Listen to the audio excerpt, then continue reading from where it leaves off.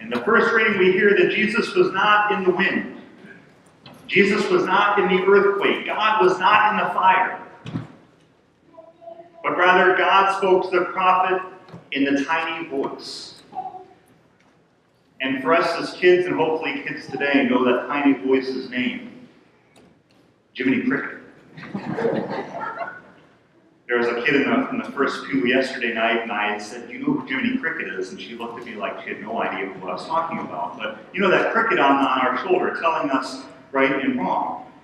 A better name for it is the Holy Spirit, our conscience, telling us what morals are, what truth is, living in the light of Christ, and bringing that truth to all that we encounter by our actions, by our ethics, by our morals.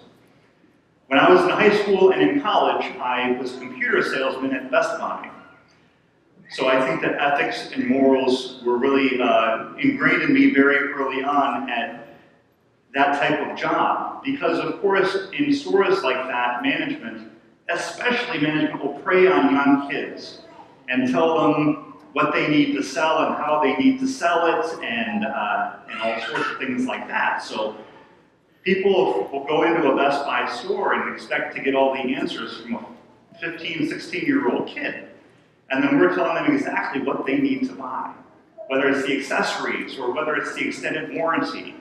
And I became really good at it, very, very good at it. But there was no commission there. There was always just an attaboy from the management to do better and do better.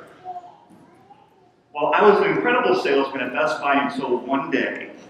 I remember I helped out an elderly lady pick out a computer. And this was the days when most computers only had CD-ROM drives, and the better ones had a burner, a CD burner. And those were like the best computers. This is even before DVD drives came into computers.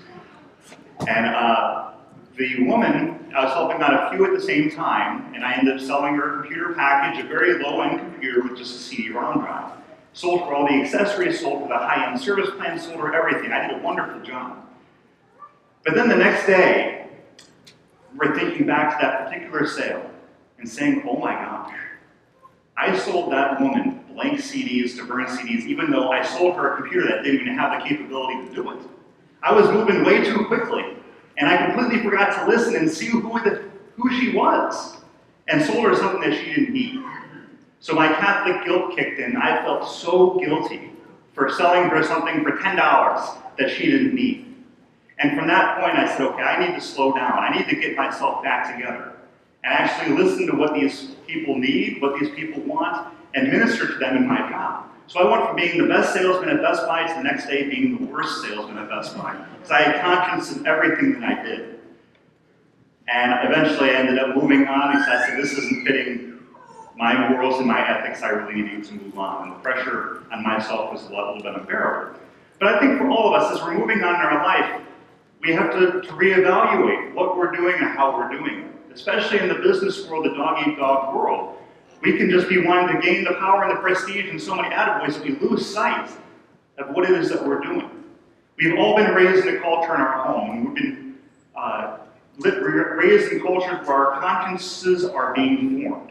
And as parents, it's a great responsibility to form your children, to know the truth, to know how to live morally and ethically and what that actually means, the difference between right and wrong. And as we grow up and develop, we continually read about what the church says about the controversial issues, about what right and wrong is and what we are called to be as human beings, living in the truth of Christ. And it's a lifelong journey of learning. But there are moments in our lives, like my sales experience at Best Buy, that can hit you like a 2x4 and say, I'm not living according with who I know I am and who I'm called to be. And it's never too late for any of us to get back on track. That small voice, that conscience that speaks to us in our heart can kick us back on track and get us back to that sacrament of reconciliation. Bring ourselves with humble and contrite hearts to Mass as we receive the Eucharist and ask for the healing that needs to take place so that we know the truths of our hearts, so that what we do and what we say and how we do it, morally and ethically, we are proclaiming that we are Christian by the way that we deal business, by the way we raise our families, by the way that we live our lives. So may this Eucharist today do just that.